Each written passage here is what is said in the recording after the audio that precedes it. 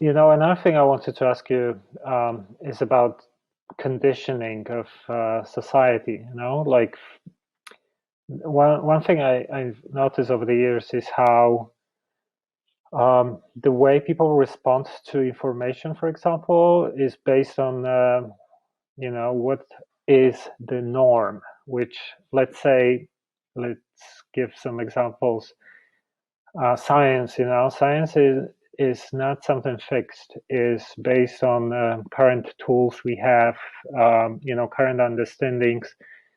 And if you look at the history, we constantly had some understandings, and then 100 years later, new understandings became the norm. Like a couple of hundreds of years ago, if you would tell someone that there are these microorganisms all over your body, and you cannot see them, but they're on your hands and they can cause disease, like people would think this is madness. Or and then someone discovered some patterns, and how that people who are not washing hands, they were actually causing.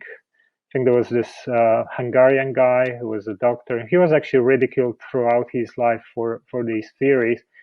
But then someone came up with inventions such as microscopes and other things that allowed us to see these things. And we know that this has been happening over and over and over with so many of our understandings about reality. Things like continental drift, for example. The guy who discovered that in the past, continents were kind of one landmass and shifted. And I think he was ridiculed throughout his life till he died. And then GPS allowed us to understand, see some of these things. So it's just really ridiculous to trust in some of these things as if they're fixed ideas. And it kind of like slows down the process, because if people start questioning and coming out with different understandings, like we often look at them as ridiculing something. And the same thing, like even with topics like UFOs. If you mention the word UFO or alien or extraterrestrial, like people smile straight away, and and no one even thinks about it very seriously. And why is that? If you think about, like, obviously there's so much information confirming that like projects like Stephen Greer's interviewing high governmental officials and military people who talk about their encounters, and then when you start digging, there's tons of evidence. So it should be a serious subject, but because of conditioning, because first thing that comes to your mind is some association with funny sci-fi movie, or something that little green man on Mars, like these kind of subjects. That's why we react in this way. And I think it's just a lot of our reactions are part of conditioning, which is kind of slowing down the progress, and not allowing people to really question and look at things from a different angle. So I want to know what's your view about it. Yeah, I definitely think that conditioning does happen. It can happen from society regulating society, meaning like I have a conversation let's say I'm 16 years old and I'm interested in UFOs, and I go to an uncle and I have a conversation with him, and he goes, haha, that's such a silly idea. And then maybe I'm like, ooh, and I never really think about it again, because I kind of have this association with an elder that I respect saying something, and it made me feel a way where I felt silly. And so I never really look at it again. So that's an example of sort of society just regulating itself.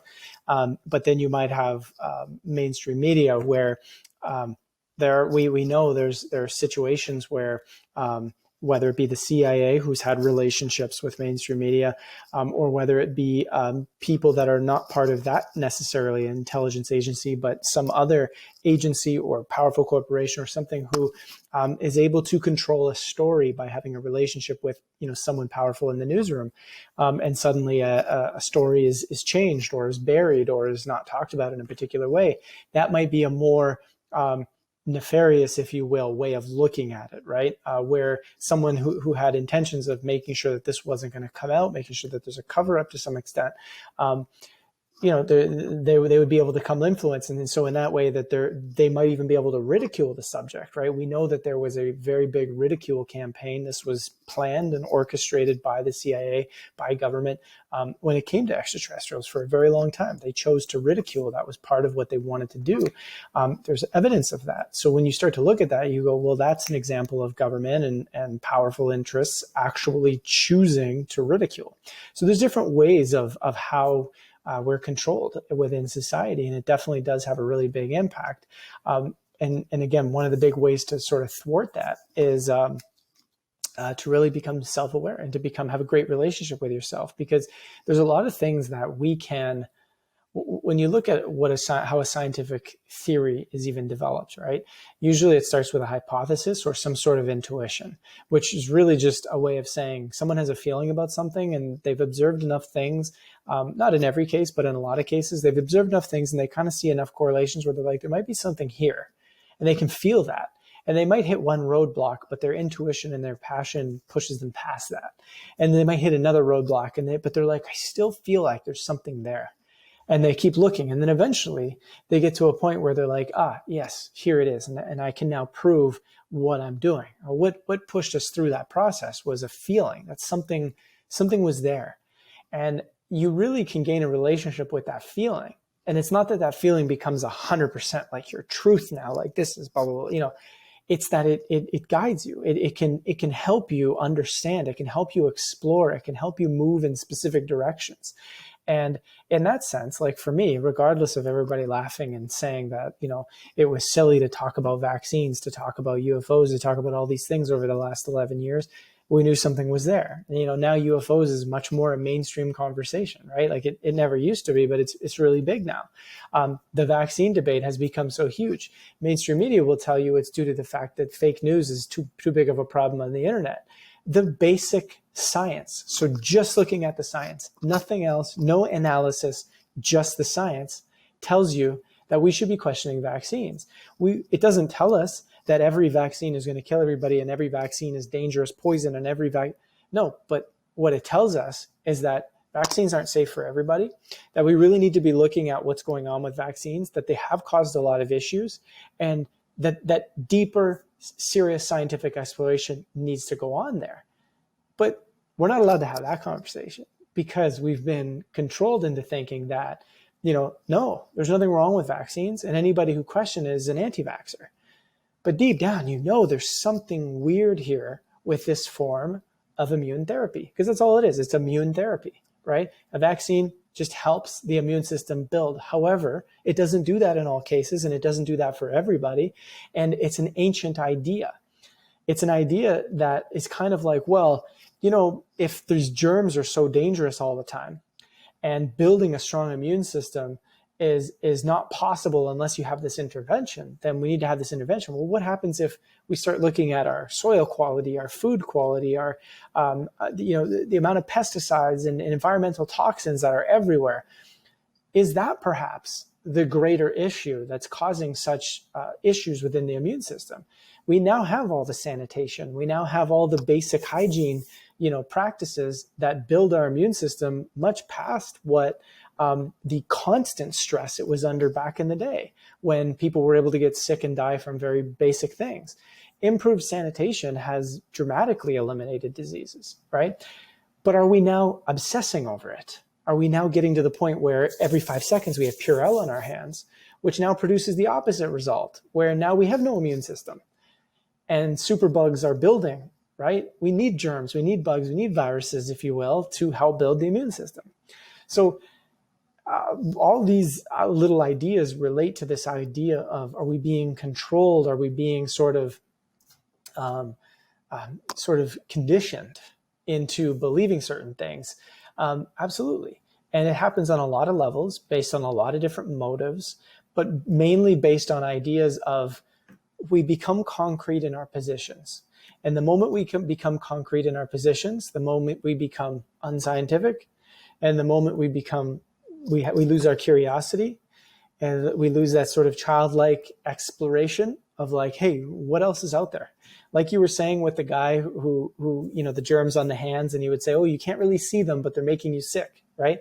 It's like people with ghosts. I know you can't see them, but they exist. And other people are like, no way, no way. Well, we do have tools that measure electromagnetic frequencies that are around. We have enough evidence brought together over the course of time that has shown there's something else within our reality, but we're not accepting it because we've reached a point where there's never going to be enough evidence because our world view is based around material science. This idea that the only thing that's real is that which we can see and touch. And I've already decided that ghosts are outside of that. Therefore, it can never exist, no matter how much evidence is presented. It's interesting. Yeah, no, it's funny because it's exactly the same story, like with germs and bacteria hundreds of years ago. It was invisible until someone saw some correlations and invented some tools to see these things. And it might be exactly the same thing with seeing these entities, ghosts, spirits, or all these things that we heard throughout the centuries that people reported to have experiences of. And we know that, we see very tiny percentage of like the electromagnetic spectrum. So, maybe there is something there, but we don't have tools to measure these things, and all these stories, that's what they were talking about. And one day we're gonna maybe invent technologies that gonna allow us to explore some of this stuff. But obviously mainstream science is just gonna ignore it, ridicule it. I was listening to an audiobook recently by this guy, I think his name is Dean Radin, the scientist who is actually looking into parapsychology, and he was talking about studies in parapsychology, and there was this woman who really looked into a lot of these studies and everything, methodologies and everything, and then when she was talking to skeptics and mainstream scientists about like the findings that were extremely convincing, they wouldn't even want to look into this stuff. They wouldn't even want to understand any of this. So, and that seemed to be the pattern among literally every single one of them. So it almost like they didn't even bother to review this kind of information. So how can they ever approve anything like that? It's again, like, it just shows corruption and how ego works. And, as with everything, it's all about influence, as with every other area. It's not like unbiased subject, which a lot of people think, science is just method of measuring things, and, it's just subjective. But people who are getting involved in that, they have agendas and they have mechanisms how they act as well. So